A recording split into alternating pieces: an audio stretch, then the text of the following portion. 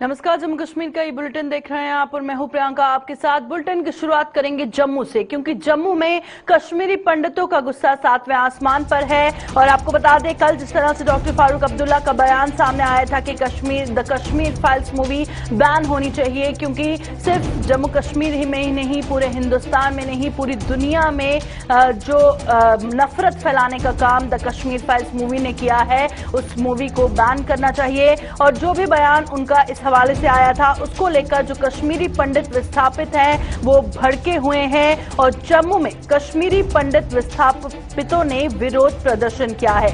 Doctor Farooq Abdullah के खिलाफ जमकर नारेबाजी की जा रही है। और जिस तरह से कल डॉक्टर फारूक अब्दुल्ला ने कहा था, द कश्मीर फाइल्स मूवी एक बेसलेस मूवी है, पूरे देश और दुनिया में सिर्फ और सिर्फ नफरत फैलाने का काम इस मूवी ने किया है। उसके चलते उन्होंने कहा कि इस तरह का एटमॉस्फेयर क्रिएट किया गया है मूवी के बाद। जब से मूवी रिलीज हुई है, एटमॉस्फेयर जिस तरह का जो क्रिएट किया गया है कम्युनिटीज के बीच में, सिर्फ इस मूवी ने फूट पड़ाने का काम किया है। तो लगातार तस्वीरें इस वक्त जम्मू से आप देख रहे हैं, जहां पर कश्मीरी पंडित भड़के हुए हैं और फारूक अब्दुल्ला के इस बयान को लेकर काफी नाराज नजर आ रहे हैं। डॉक्टर फारूक अब्दुल्ला के खिलाफ जमकर नारेबाजी कर रहे हैं, सड़कों पर कश्मीरी पंडित उतरे हैं और किस तरह से विरोध प्रदर्शन जारी है उसकी तस्वीरें आप देख रहे हैं। तो चलिए, जम्मू से रितिका राजपूत हमारी संवाददाता इस वक्त हमारे साथ लाइव ज्वाइन कर चुकी हैं ग्राउंड से। रितिका, बताइएगा, काफी गुस्सा कश्मीरी पंडितों के बीच दिखाई दे रहा है डॉक्टर फारूक अब्दुल्ला के बयान को लेकर, क्या कहेंगी, कहां पर मौजूद है और कहां पर ये विरोध प्रदर्शनों का सिलसिला जारी है? इस वक्त मैं बता जम्मू के जो बीच, अगर मैं बात करूँ जीवल चौक की, यहाँ पे हम मौजूद हैं। कश्मीरी पंडितों की, कश्मीरी कम्युनिटी जो है यहाँ पे प्रेजेंट है, उन्होंने प्रोटेस्ट किया डॉक्टर फारूक अब्दुल्ला के बयान के खिलाफ। उनका कहना है कि जो कश्मीरियों के साथ हुआ था उस पर राजनीति की जा रही है, राजनीतिक जो एक रंग है वो देने की कोशिश की जा रही है, इसी पे नाराजगी जो है जाहिर की गई है। उनका कहना है कि डॉक्टर फारूक अब्दुल्ला की तरफ से जो कुछ भी कहा, चाहे वो जो किलिंग्स हुई थी उसके ऊपर बयान हो, चाहे वो खून मिले चावलों को खाने की बात को लेके उन्होंने नकारने की बात की हो, उन सब चीजों को लेकर उन्होंने अपनी नाराजगी जाहिर की है। उनको कहना है कि उन्हें कैसे पता कि वहाँ पे क्या हुआ था और क्या नहीं हुआ था। और इसी पे बात करने के लिए हमारे साथ बातचीत करने के लिए कश्मीरी कम्युनिटी से कुछ लोग भी मौजूद हैं। हम इनसे ही इनके जुबानी जानना चाहेंगे, किस चीज को लेके खफा है आप, क्यों प्रोटेस्ट? देखिए, जो फारूक अब्दुल्ला ने ये जो मटेरियल रेस्पॉन्स स्टेटमेंट उन्होंने दे दिया है, उसके लिए तो पूरा समुदाय कंडम कर रहा है। और दूसरा ये जो वो कह रहे हैं कि जो कश्मीर फाइल जो बनी है, उसी के बाद ये सारा बवाल यहाँ पे हो गया है। मुझे एक बता, 1890 में कौन सी कश्मीर फाइल बनी थी, 47 में कौन सी कश्मीरी फाइल बनी थी? ये आज का सिलसिला नहीं है, ये पिछले वर्षों से ये चल रहा है। एक किलिंग जो माइनॉरिटी किलिंग चल रही है वहां कश्मीर में, ये आज का नहीं है, ये कल ओवरनाइट जो काम है ये नहीं हुआ है, ये 47 से चल रहा है। 89 में जो हो गया है, उन्होंने कश्मीरियों को मिलिटेंटों के हवाले छोड़ दिया और उठ के चले गए लंदन अपना घूमने के लिए। उन्होंने ये नहीं सोचा कि जो यहाँ पे माइनॉरिटी कम्युनिटी है, जिनके साथ में बैठा हूँ, उनको कैसे प्रोटेक्ट करे, उनको कैसे प्रोटेक्शन करे, वो सेफ रहेंगे यहाँ पे कि नहीं रहेंगे, उनको मिलिटेंट के हवाले हम छोड़ देंगे कि यह सही रहेगा कि नहीं रहेगा। 3000 से ज्यादा वहां पे कश्मीरी बेगुनाह लोग वहां पे मारे गए, उनका जिम्मेवार आज तक मेरे को बता दो कौन है? सिर्फ एक ही है, ये फारूक अब्दुल्ला और इनकी गैंग, जो इन्होंने ये आज गुप्कार गैंग बनाया है। ये क्या है? सारे मिलिटेंट है। फारूक अब्दुल्ला हो, चाहे लिबरेशन फ्रंट हो, चाहे यासीन मलिक हो, चाहे भिटकराटे हो, ऑल दे आर इक्वल। इसमें कोई इसमें फर्क नहीं है, ये सारे के सारे एक ही थाली के चटे बट्टे। इवन आपने फोटोग्राफ भी देखा होगा जहाँ पे फारूक अब्दुल्ला यासीन मलिक को ईट पे हाथ रख के सैनपूर्ति कर रहा है। और आपने एक और फोटोग्राफ देखा होगा जहाँ पे सारे एक थाली पे खाना खा रहे हैं। क्या यहाँ पे अगर ऐसा ही चल रहा है तो ये अच्छा? दूसरा एक चीज और, ये कह रहे हैं कि कश्मीर फाइल में जो गिरजा दिक्कू को जो मारा है और उसके चावल उसके हस्बैंड के जो खून चला उस चावलों में, और वो उन्होंने नहीं खाया होगा, उसको कैसे पता है ये चीज हो गया है? उनको तो पता ही नहीं है कि वहां पे क्या सिनेरियो चल रहा था और क्या नहीं चल रहा था। तो जैसे कि आपने सुना, ये तमाम सवालात जो हैं कश्मीरी कम्युनिटी की तरफ से निकल के आ रहे हैं। ग्राउंड पे ये कुछ गुस्सा, ये कुछ नाराजगी जो है वो देखने। तो अब जबकि विरोध प्रदर्शनों का सिलसिला जारी है, तो क्या इन्हें लगता है कि कोई इनकी सुनेगा? क्योंकि हम देख रहे हैं कश्मीरी पंडितों का विरोध प्रदर्शन कई दिनों से जारी है। क्या इनको उम्मीद है अब हालातों को देखते हुए, इतने सेंसिटिव हालात जो बने हुए हैं, अब क्या ये जो नारेबाजी है, विरोध प्रदर्शन है, इसको लेकर इनको उम्मीद है कि इनकी आवाज आगे तक पहुंचेगी और कोई इनके सेंटिमेंट्स को समझेगा? तो सर आपसे एक और सवाल पूछना चाहेंगे, क्या आपको उम्मीद है जो आप प्रोटेस्ट कर रहे हैं, अपना जो प्रदर्शन दिखा रहे हैं सरकार को, इससे कुछ निकल के आएगा, कोई हल निकलेगा इससे? ये हल जरूरी है। कश्मीरी कम्युनिटी कब तक मरेगी, कब तक ऐसा सहेगी? अपने ही कंट्री में, अपने ही देश में, इवन अपने ही यूटी में माइग्रेंट बन के बैठे हैं, कब तक ये सहेगा? आखिर कब तक? ये नारा पिछले 3-4 साल से, इवन 10-15 साल से चल रहा है, आखिर कब तक? मैं ये कह रहा हूँ, पूरी सरकार को कह रहा हूँ, मैं LG ड्यूटी जेके को मैं बोल रहा हूँ कि ये सिलसिला कब तक चलेगा, कब तक ये आज? आपको उम्मीद है?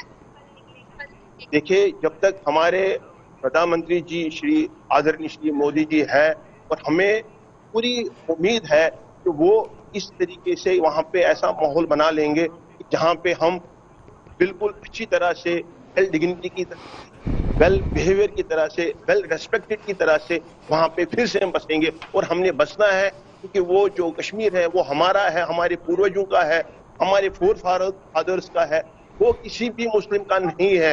वो मुस्लिम समुदाय जो है उसमें कितने भी है कन्वर्टेड है, वो भी टाइम टू टाइम कन्वर्ट हो गए हैं, क्योंकि ऐसा ही प्रलय जब आ गई है, उनको टाइम टू टाइम वो चीज करना पड़ा। तो जैसे कि आपने सुना, कम्युनिटी के लोगों का कहना है कि उन्हें उम्मीद है कि बीजेपी सरकार यानी कि मोदी सरकार जो है वो ऐसा माहौल इनके लिए बनाएगी कि आने वाले समय में ये अपने घरों पे भी जा पाएंगे और सुरक्षित भी महसूस। शुक्रिया रितिका ज्वाइन करने के लिए। और जिस तरह से रितिका ग्राउंड पर मौजूद थी, कश्मीरी पंडितों से बातचीत उन्होंने की और इनका कहना है कि विरोध प्रदर्शन हम कर रहे हैं इसी उम्मीद में, इसी आस में कि प्रधानमंत्री नरेंद्र मोदी तक उनकी आवाज पहुंचेगी और मोदी सरकार उनके लिए ऐसा माहौल जरूर बनाएगी जो कि उनको जरूरत नहीं पड़ेगी इस तरह से सड़कों पर उतरकर बार बार अपना हक मांगने की।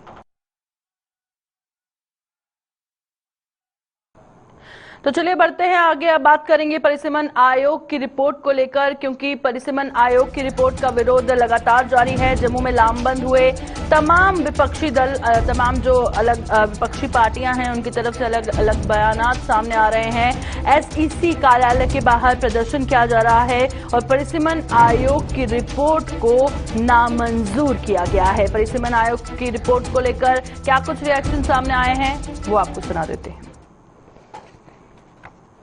कमीशन के कार्यालय के बाहर इसलिए कि इलेक्शन कमीशन के यहाँ के जो चीफ थे के शर्मा, उस कमीशन के मेंबर थे जिन्होंने हमारे साथ बेइंसाफी की।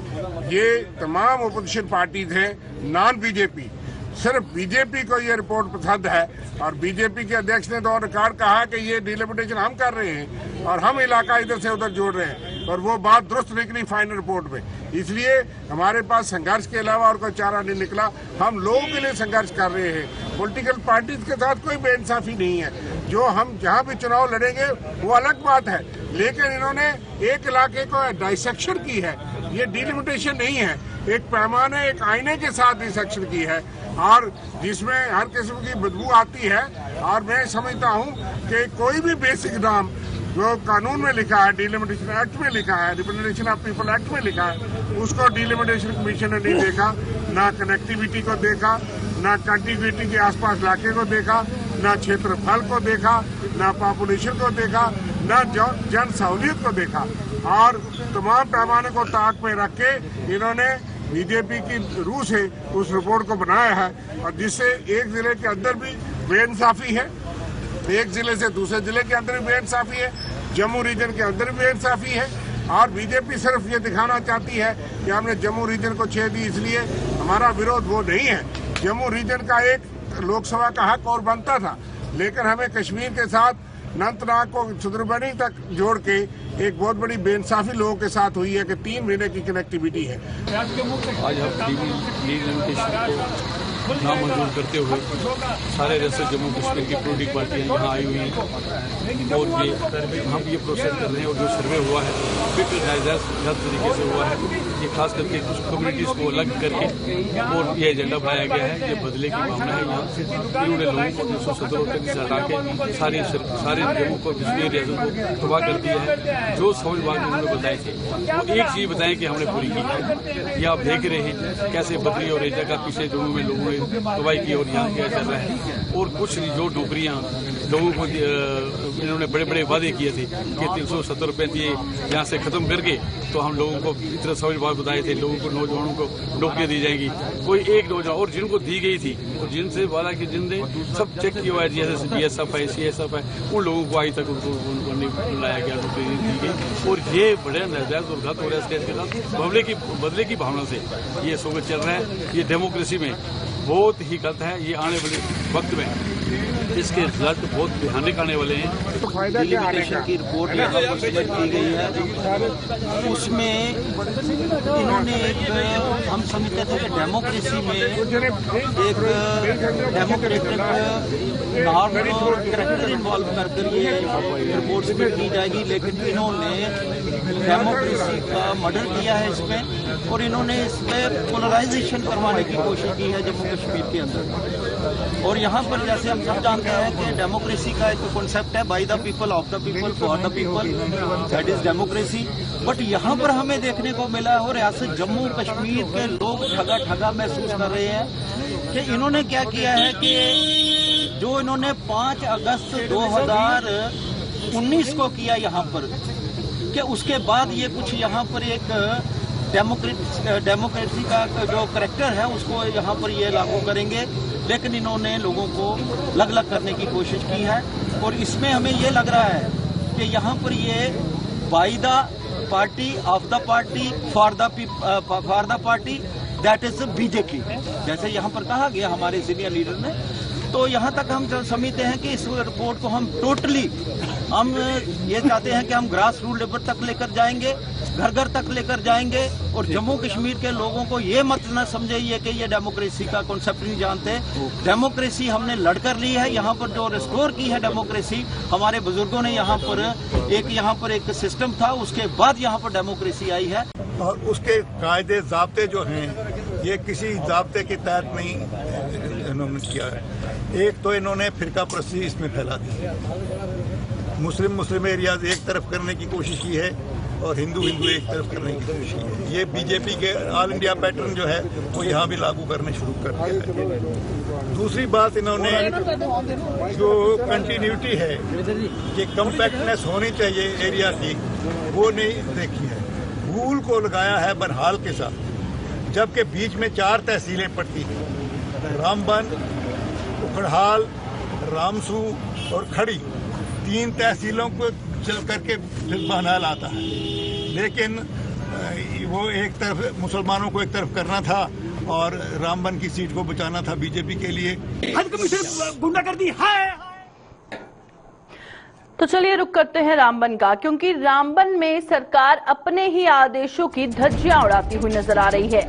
और आपको बता दें कि रामबन में टीचरों से BLO का काम लिया जा रहा है। टीचरों की अनुपस्थिति से बच्चों की शिक्षा प्रभावित हो रही है और आमतौर पर सरकारी स्कूलों में जैसे पहले से ही शिकायतें आती हैं कि अच्छे से नहीं पढ़ाया जाता है, अनुपस्थिति होती है। और अगर सरकार खुद ही अपने आदेशों की धज्जियां उड़ाएगी तो किसके आगे जनता गुहार लगाएगी। जो लोग सरकारी स्कूलों में अपने बच्चों को बड़ी उम्मीदों से भेजते हैं, पढ़ाई करने के लिए भेजते हैं और वहां पर टीचर ही मौजूद ना हो तो बच्चों की शिक्षा कितनी प्रभावित होगी आप अंदाजा लगा सकते हैं। तो रामबन की हम बात कर रहे हैं जहां पर सरकार खुद के ही आदेशों की धज्जियां उड़ा रही है और रामबन में टीचरों से BLO का काम ले रही है।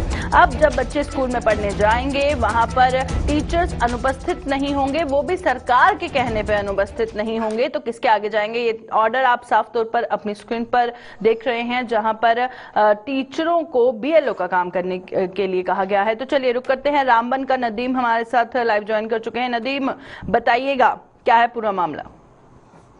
जी बिल्कुल। देखिए प्रियंका, आपको एक चीज बता दूं कि हम देख रहे हैं कि सरकारी स्कूलों में जब हम जाते हैं वहां हमें अक्सर शॉर्टेज ऑफ टीचिंग स्टाफ देखने को मिलता है। अगर प्रिंसिपल सेक्रेटरी एजुकेशन की तरफ से 29 मार्च को एक मीटिंग बुलाई थी और मीटिंग में काफी सारी चीजें डिस्कस हुई, लेकिन एक चीज जो काफी अहम दिख रही थी हमें, देखिए एक तो ये बताया गया था कि जहां जीरो एनरोलमेंट है उस स्कूल को जो भी करीबी एडजॉइनिंग स्कूल होगा जो पॉसिबल हो उसको जो है मर्ज किया जाएगा, जो वहां के पीआरआईज है उनको कंसेंट पे लेकर। लेकिन उसके साथ साथ में जहां 10 एनरोलमेंट है वहां पे टीचिंग फैसिलिटी को जो बेहतर करने की कोशिश की बात की गई थी। लेकिन एक चीज ये बताई गई थी कि इस एजुकेशन डिपार्टमेंट की हम मीटिंग की बात करें, वहां पे डायरेक्टर स्कूल एजुकेशन और जो भी चीफ एजुकेशन ऑफिसर्स थे वो तमाम पहुंचे थे और इस मीटिंग में इस चीज को बताया गया था कि जनाब नॉन टीचिंग असाइनमेंट में किसी भी टीचर को इन्वॉल्व नहीं किया जाएगा और इसके लिए कंसर्न सीओ जो है एक सर्टिफिकेट इशू करेगा टीचर को कि जनाब ये किसी भी नॉन टीचिंग असाइनमेंट में हमने इसको इन्वॉल्व नहीं रखा है। लेकिन हम देख रहे हैं कि एक तरफ हमारे पास शॉर्टेज जो टीचर्स की है, एनरोलमेंट हमारे पास 50-60 है, 5 क्लासेस है, 8 क्लासेस है, हमारे पास यूपीएस है, अपर प्राइमरी स्कूल है, प्राइमरी स्कूल है जहां 5 क्लासेस है। अगर प्री प्राइमरी को इंक्लूड किया जाए तो एक स्कूल में यूपीएस में हमारे पास 9 क्लासेस हो जाती है और प्राइमरी स्कूल में 8 क्लासेस हो जाती है।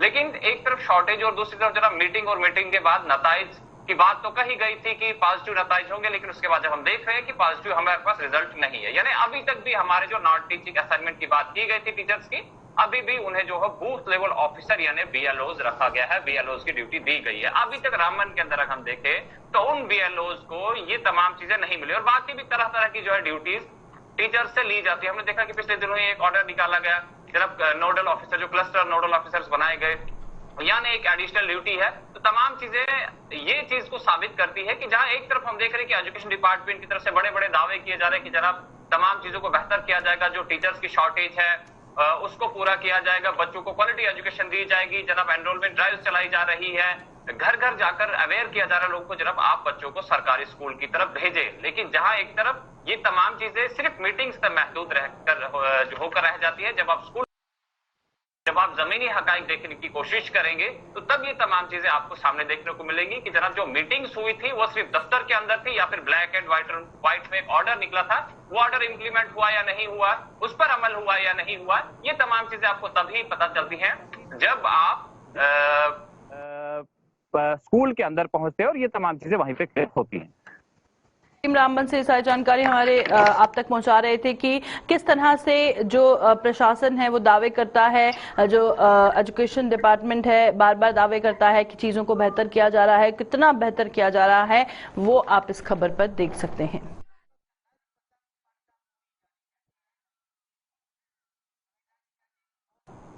तो रामबन के बाद अब रुक करते हैं श्रीनगर का, क्योंकि श्रीनगर में जो ऑटो चालक हैं वो मनमाना किराया वसूल रहे हैं और जिस तरह से ऑटो रिक्शा चालक मनमाना किराया वसूल रहे हैं तो आम आवाम को परेशानी हो रही है, दिक्कतों का सामना करना पड़ रहा है और लोग बेहद परेशान श्रीनगर में नजर आ रहे हैं। प्रशासन पर उन्होंने आरोप लगाया है कि वो किसी तरह की कोई भी कार्रवाई इन पर नहीं करता है जो मनमाना किराया वसूलते हैं। और अक्सर हम देखते हैं, चाहे हम लोकल्स की बात करें या फिर जो टूरिस्ट भी आते हैं, उनकी भी अक्सर शिकायत रहती है कि थोड़ी ही दूरी पर अगर हम जाएंगे तो हमसे ज्यादा किराया वसूला जाता है, या जो भी जैसे काफी बार टूरिस्ट के द्वारा कहा गया कि उनको बहुत घुमा फिरा के लिया जाता है क्योंकि उनको पता नहीं होता है कहाँ से जाना है कहाँ नहीं। वहां उस पर भी अभी तक शिकायतें बरकरार है। वहीं पर आम जनता की जो शिकायतें हैं वो भी सामने आ रही हैं कि ऑटो रिक्शा चालक जो है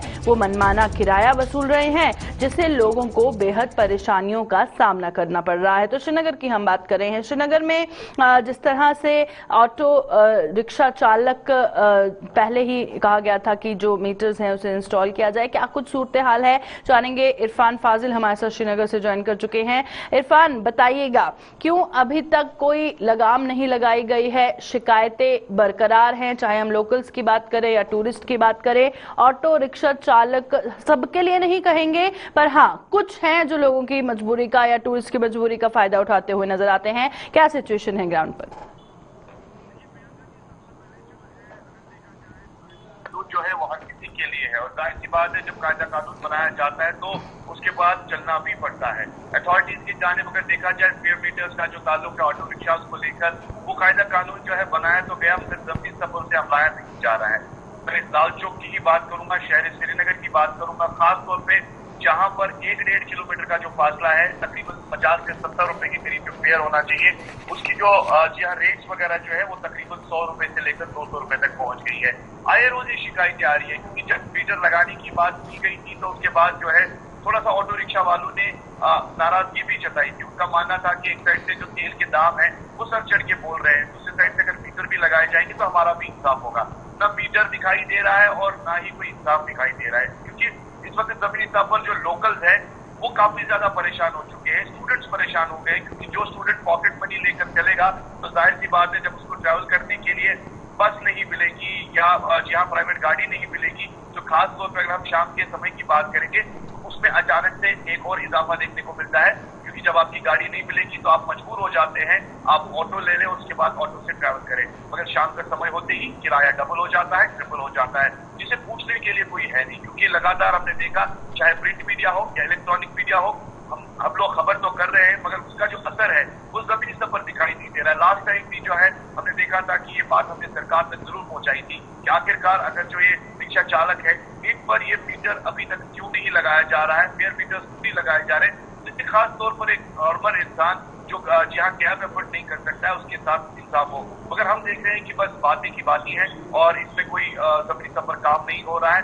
आए रोज अब ये भी हम देखते हैं जो टूरिस्ट वादी कश्मीर में इस वक्त है जो ट्रैवल कर रहा है, उनका भी ये मानना है कि एक साइड से हमने देखा कि डिफरेंट मेट्रोपॉलिटन सिटीज में अगर बात करें तो ऑटोज चल तो रहे हैं, सीएनजी गैस पे भी चल रहा है, जबकि अभी वो यहाँ है नहीं, मगर वहाँ पे फेयर मीटर जरूर है। तो मीटर तय करने के बाद ही पता चल जाता है कि आपका फेयर क्या है। मगर यहाँ पर मनमानी जो है सिर्फ दाम को लेकर है, 200, 300, 400 रुपए तक बात पहुंच जाती है, जबकि किराया 100-150 रुपए तक ही रहता है। अगर मीटर्स इंस्टॉल नहीं किए जा रहे हैं तो क्यों कहीं पर कोई एक्शन होता नजर नहीं आ रहा है? किसी ऑफिशियल से आपकी बातचीत हुई? देखिए जाहिर सी बात है, खबर का असर जो है जरूरी होना चाहिए। अगर हम भी कोशिश कर रहे हैं सरकार तक बात पहुंचाने की, मैं ये भी कहूंगा कि अथॉरिटी ऑफ वेरी मच कंसाइंड, जिनको पता है कि जमीनी स्तर पर क्या काम हो रहा है। ट्रैफिक डिपार्टमेंट को भी मालूम है कि ऑटो चालक जो चल रहे हैं उनमें मीटर्स नहीं लगाए गए हैं। डिपार्टमेंट तो हर कोई बात जानता है और हम भी अपनी खबर को पहुंचाते हैं और हमारा मकसद भी यही है कि खबर की तह तक को लेकर बात करें। तो जमीनी स्तर पर क्यों काम नहीं हो रहा है, ये एक सवालिया निशान है, बहुत बड़ा कंफ्यूजन है, कियोस है, डिलेमा है। क्योंकि आए रोज अगर आप स्मार्टनेस की बात करें, स्मार्ट सिटी की बात करें, उस स्मार्ट सिटी में भी अगर इस तरह की प्रॉब्लम होगी तो स्मार्ट सिटी कहाँ है? क्योंकि अगर आप देखेंगे जब ये चालान करना होता है ट्रैफिक डिपार्टमेंट को, तो वो गाड़ी भी रोक लेता है, कागज भी देख लेता है, रॉन्ग पार्किंग पे चालान भी होते हैं, फास्ट ड्राइविंग पे चालान हो जाते हैं, बेल्ट किसी ने नहीं। मगर इन सारी चीजों पर आपने देखा कि लास्ट बार एक ऑटो रिक्शा पर नजर जरूर पड़ी थी कि दोनों साइडों से जो है खिड़कियों को हटाना होगा क्योंकि सिक्योरिटी के मामला थे। मगर जब ऑटो रिक्शा की उस वक्त खबर यह आई थी तो उस वक्त ऑटो रिक्शा के साथ ये खबर भी थी कि अब फेयर मीटर्स लगेंगे और फेयर प्राइस जो है खासतौर पर जो पैसेंजर्स है उन्हें देखने को मिलेगा। मगर तकरीबन मुझे लगता है 3 माह गुजर चुके हैं और जमीनी स्तर पर अभी भी इस बात को यहाँ खंगाला जा रहा है, यानी कहीं किसी सिचुएशन पर इसको दिखाई नहीं दे रहा। खासतौर पर मैं सिटी की बात करूँ क्योंकि टूरिस्ट भी इस वक्त सवाल खड़े कर रहा है कि आखिरकार ये नाइंसाफी है। जी शुक्रिया इरफान ज्वाइन करने के लिए। और बार बार जिस तरह से हम कोशिश करते हैं कि लोगों की आवाज़ पहुंचे और इन सब चीज़ों पर लगाम लगे, जो भी ऑटो चालक हैं, सभी नहीं, बहुत सारे ऑटो चालक हैं मेहनत से ईमानदारी से अपना काम करते हैं, पर कुछ जो फ़ायदा उठाते हैं टूरिस्ट और लोकल्स का, उन पर लगाम कसने की ज़रूरत है।